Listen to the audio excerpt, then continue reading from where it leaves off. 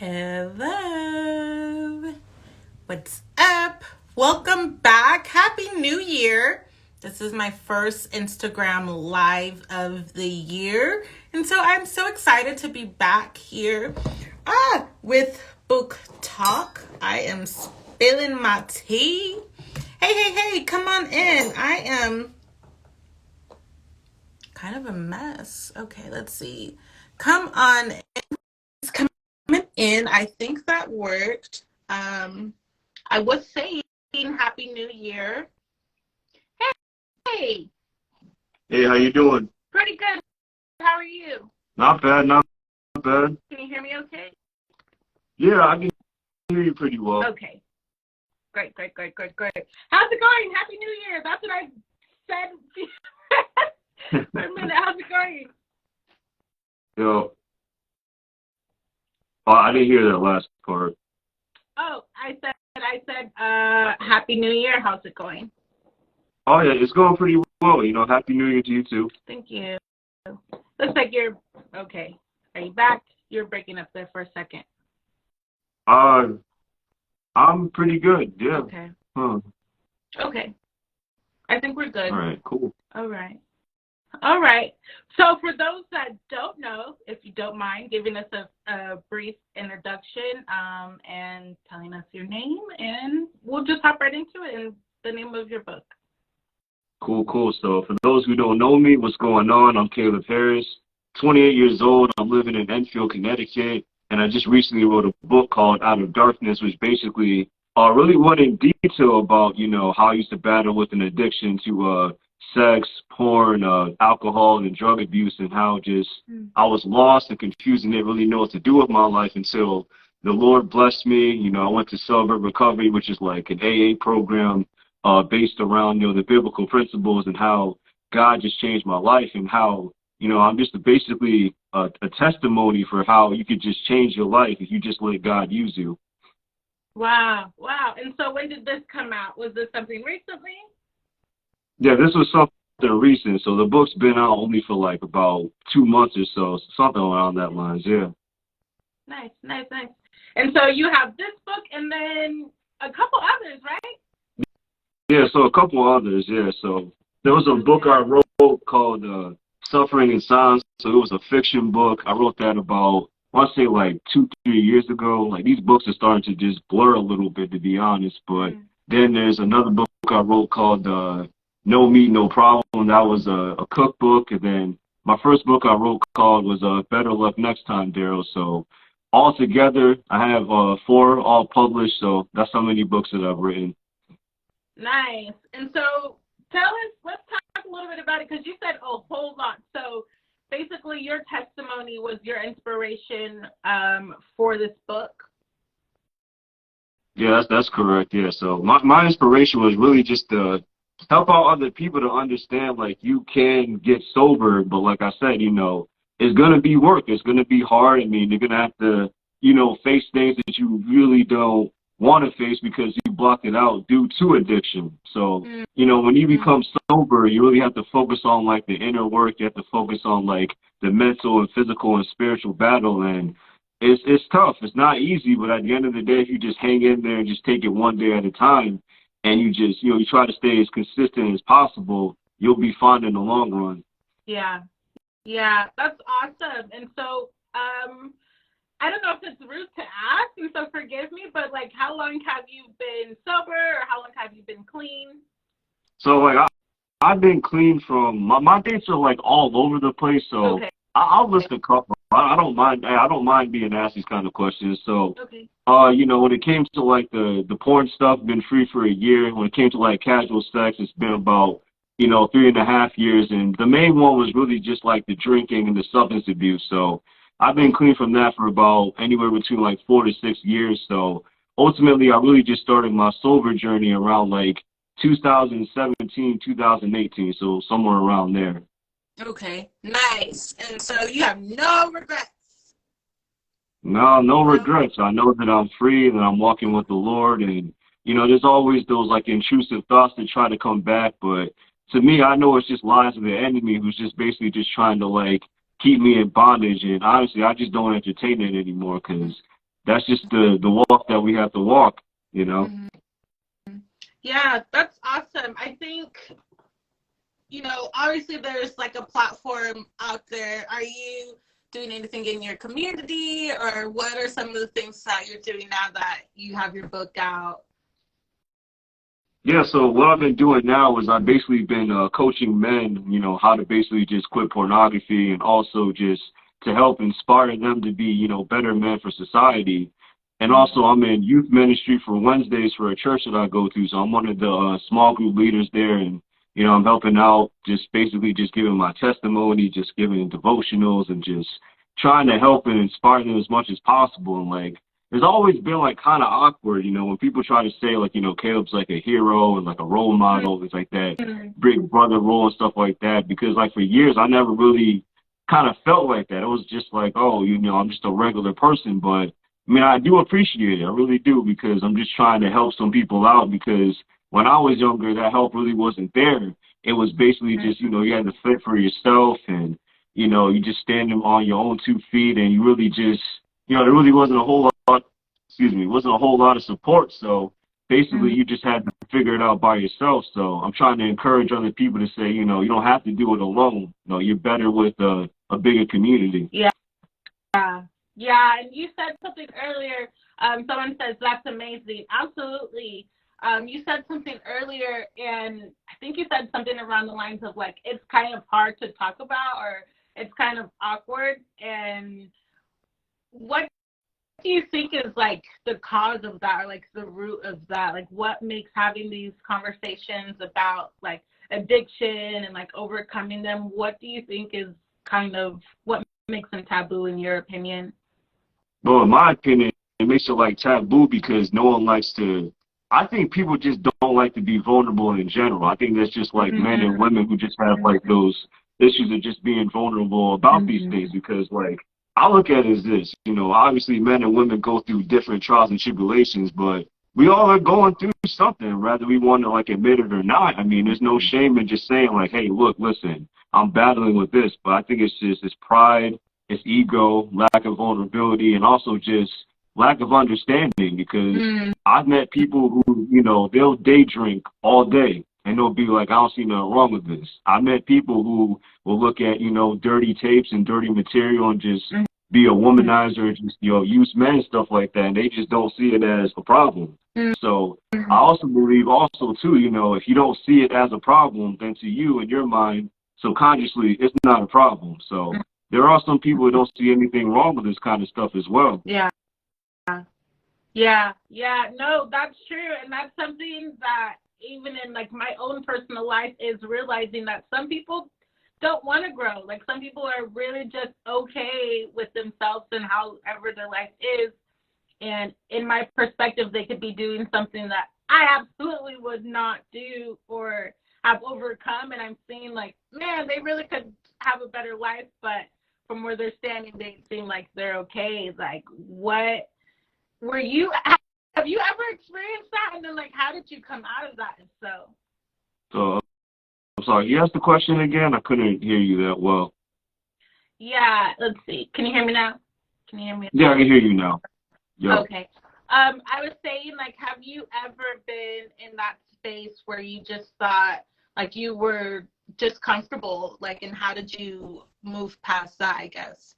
Yeah, so there definitely was stages where, like, I felt really comfortable, but, like, in the back of my mind, I was like, something just doesn't, it just doesn't feel right, but I just couldn't really, I couldn't really put my finger on it. I just kept doing the same thing over and over again. And, the definition of insanity is, you do the same thing over and over again, expecting different results. But for me, it was just like, well, I was comfortable doing what I wanted to do because, no one was challenging me. No one was saying do better. So I was comfortable hanging out in bars and clubs, being a womanizer, being sexually immoral, just being an alcoholic and doing things like that because there really wasn't anything else to do. So it was just kind of like, well, if everybody else is doing it, we're young, we have these youthful bodies, you might as well just basically live it up now. And then in my mindset, it's like, you get to your 30s and 40s and then it just turns around. But then when I started talking to other people who were in their 30s and 40s and like 50s and 60s, they were just telling me like, it's not the way, you know, there's more to life than this.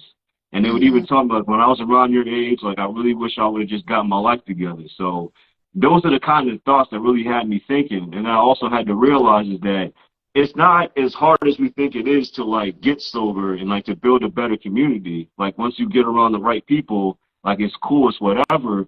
But then after a while, you really have to go around here changing your thought patterns. Because when you don't change your thought patterns, then you keep on thinking like, oh, I'm still addicted to this. Oh, I'm still addicted to that. And then unfortunately, that's how a lot of people relapse.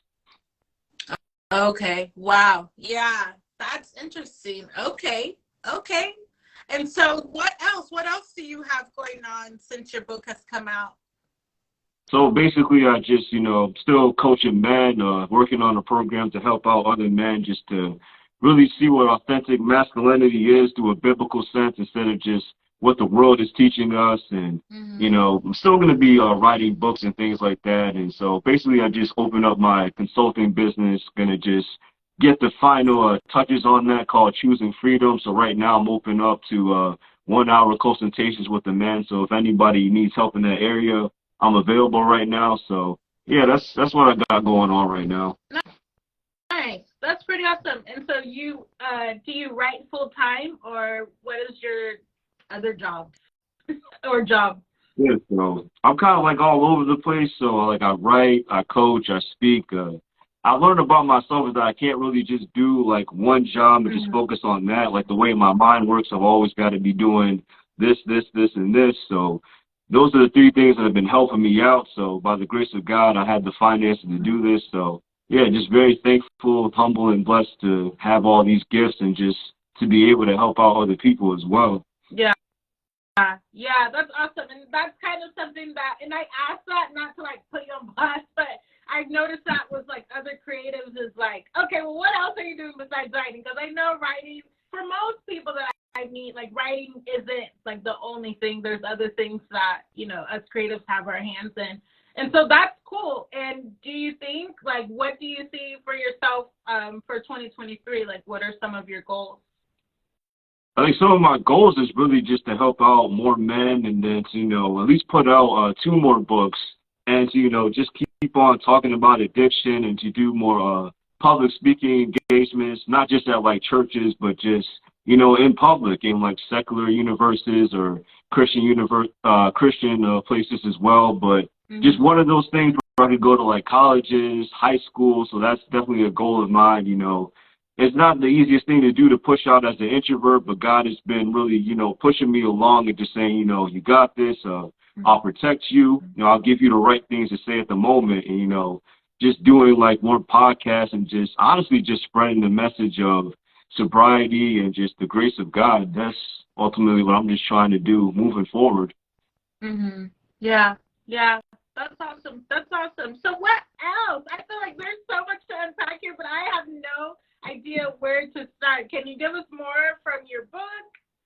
Yeah, so like the book is, when it comes to the book, I recently just wrote it, and when I was writing the book, I was very like insecure because I really just didn't want everybody to know about what I was going through. Because in the book, I talk about a lot of things. Like I talk about, you know, being sexually abused. I talk about, you know, seeing my mother and my father get into arguments and seeing my father, his rage issues and him trying to, right there.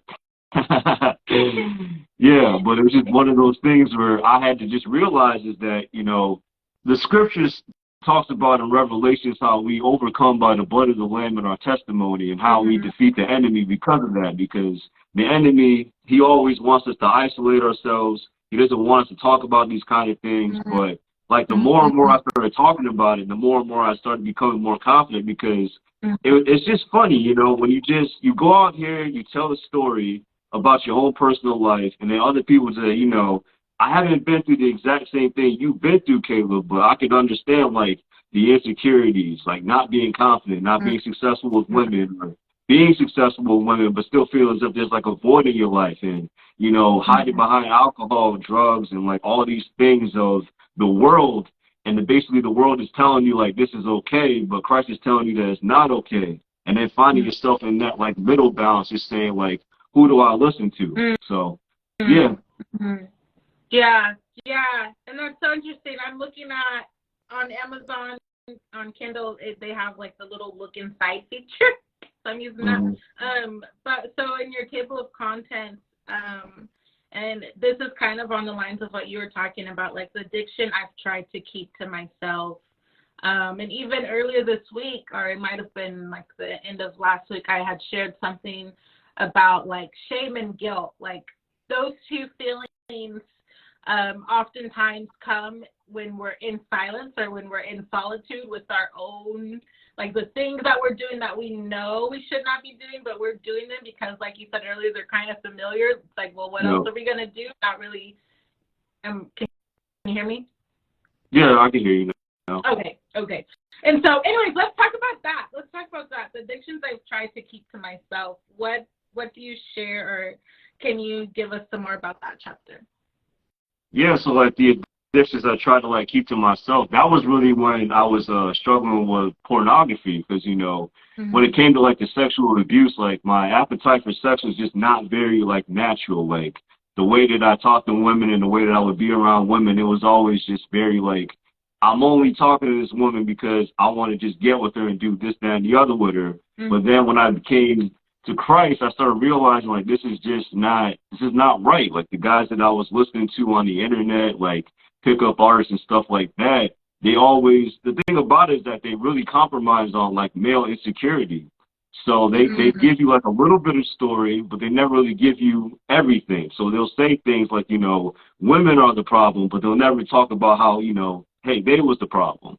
So books like this don't really make many people feel comfortable because I'm actually admitting, like, no, I was the problem. Like, I actually didn't know how to treat myself well.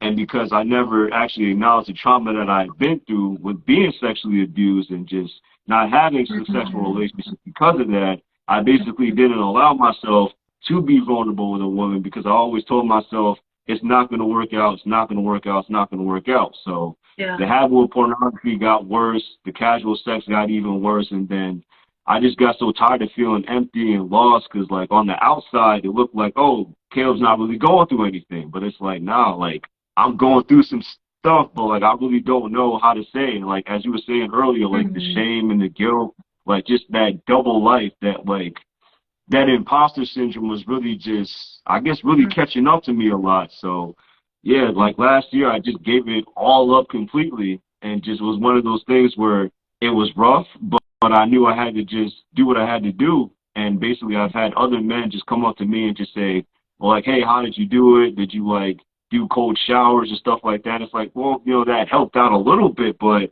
I tell all the men, like, look, listen, like, you're going to have to address what you done been through in your life. Because I'm a firm believer in the only reason why you go back to the past is to address the stuff that you done been through. You take that, you heal from that, and then you go forward in life and just say, hey, look, this is what happened in my past. And you use it as a story to help out other people so they don't make the same mistakes that you did. Yeah. I agree. Wow, that's awesome. I'm trying to process everything that you just said. That's great. What else? So is that like after I guess like the chapter that's sticking out to me is chapter 6, Finding My Purpose.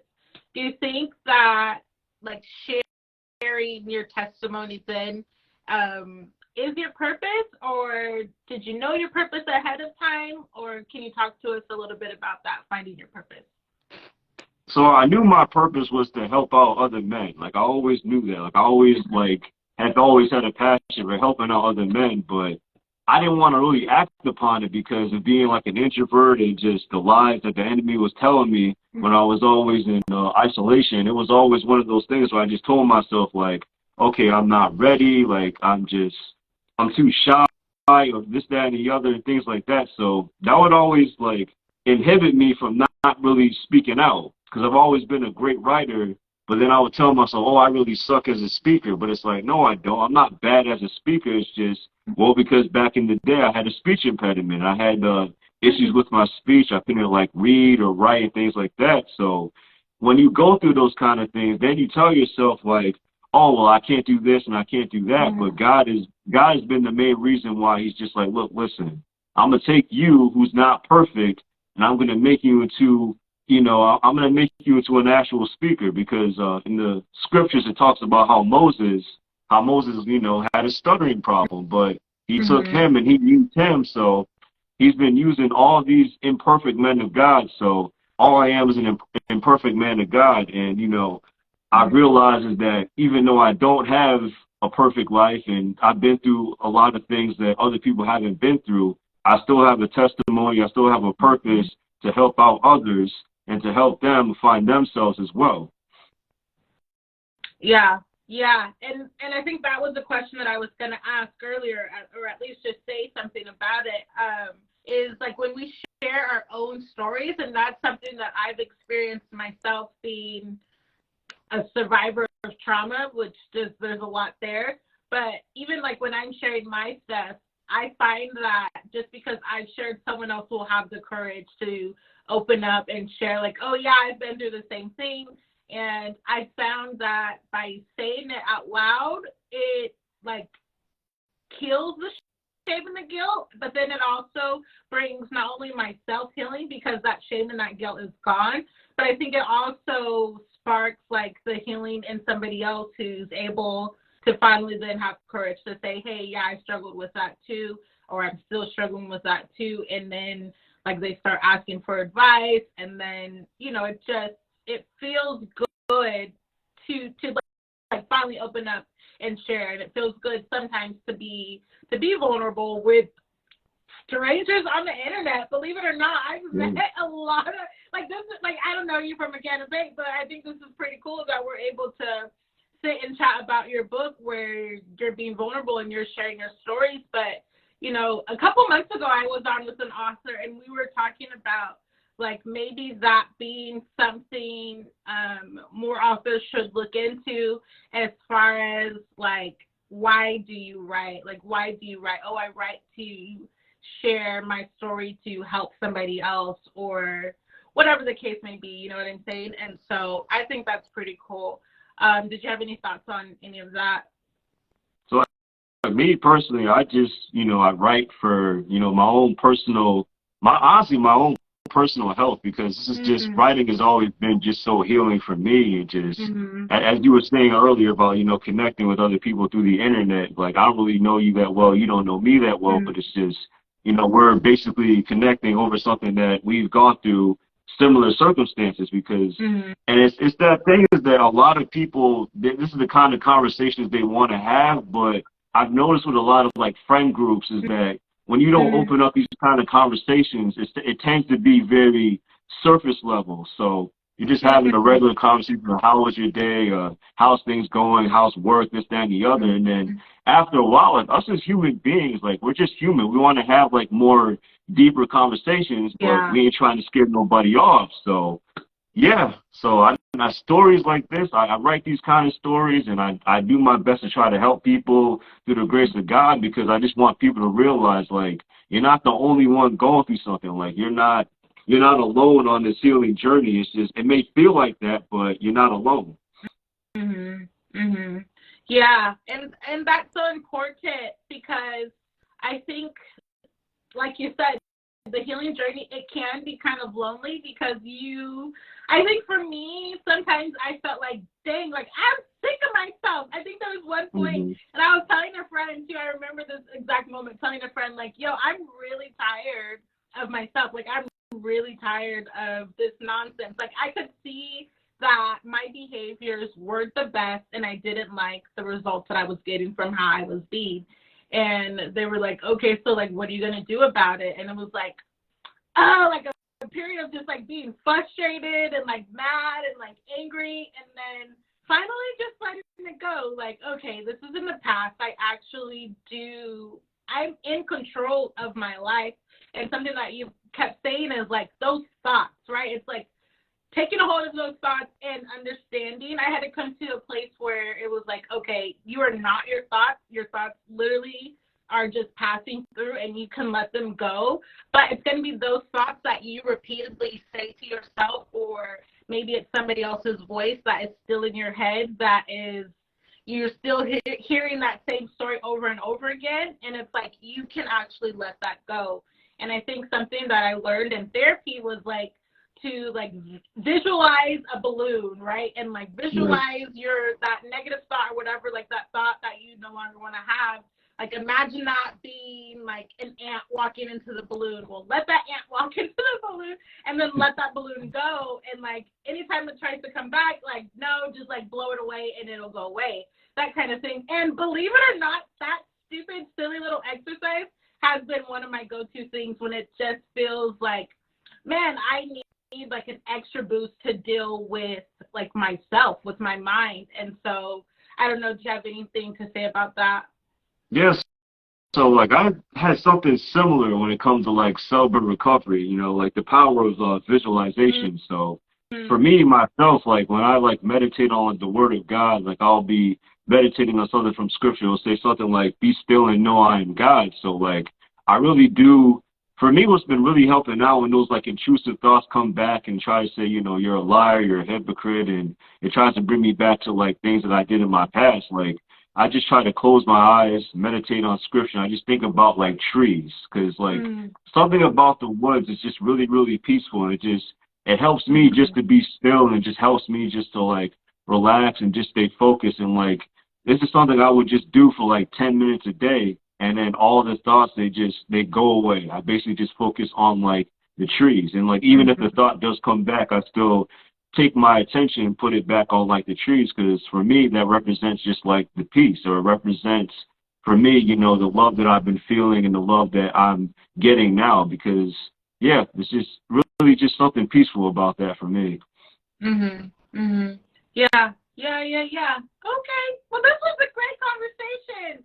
Let's end with one more thing. Give us one more thing, or actually tell us about like your publishing experience so far. I know sometimes I have authors and inspiring authors that will watch the replay. Can you give us some advice or share what your experience has been like publishing your books? Yeah, so like before I kind of tried to do it like very rogue, and I tried to do it by myself, and like things didn't really go that well, to be honest. It was kind of like I would get sales here and there, but how I've been able to get like more consistent sales is I've been able to just say, hey, look, I can't do everything myself. Like one of my issues is that I try to do a whole lot by myself instead of just asking for help. And I get it. Money situation is always not the easiest, but I would just strongly advise for anyone who is a creative and you have a vision, like just put money to the side and let people help you.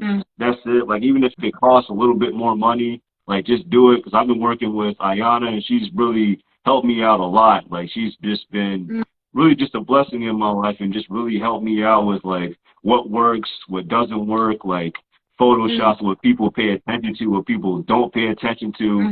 And we need those kind of things, because like I said, like, yeah, like I understand the writing aspect, but like I'm understanding more about the marketing aspect. Like there's just things that I like that I think are great, and then there's other things that's just like, nah, I don't like that. And that's okay, because at the end of the day, like writing, you know, I get it, it's a passion and all that other kind of stuff, but like at the end of the day, like books are a business, and you definitely have to market your books as a business if you really want to make some like long-term successful money. So that's the advice I would give. Yeah.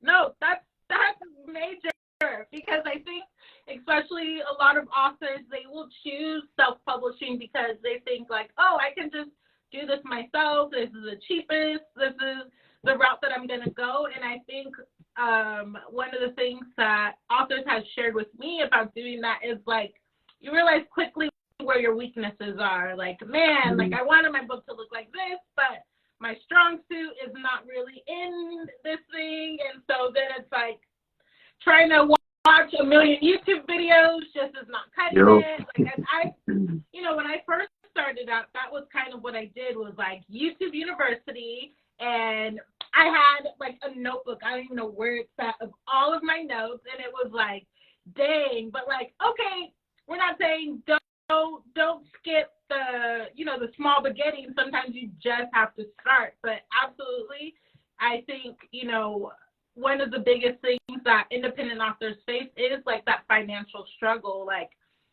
okay, not only are majority of us book writers, but like most of the people that I know, they also have like a full 9-to-5 job that they're doing on the outside of this. And so it's like writing sometimes for them is more of a hobby than a business. And so it's hard for them to take their money that they're using to pay for their other bills to sow into their hobbies. And so I think like it's hard for people to hear that, but I think it also needs to be said so that people know that there's options out there. And it's okay to save money. It's really okay, right? Because we're all human, and we all have probably been, maybe not all of us, but a lot of us maybe have been at that point in life where we've had to save for something. You know, hardly, I don't know, at least where I'm from, a lot of people, if you want to do something major, chances are you're probably saving up for it. And that's okay. There's no shame.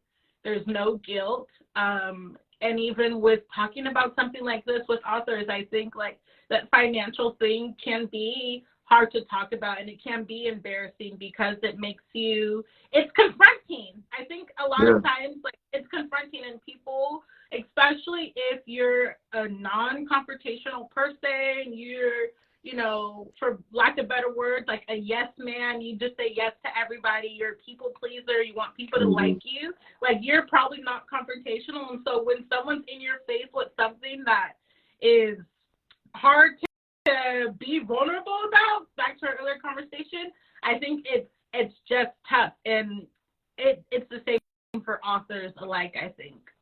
Just talking about definitely. Yeah. Okay, well, this was awesome. So where can we find your books at?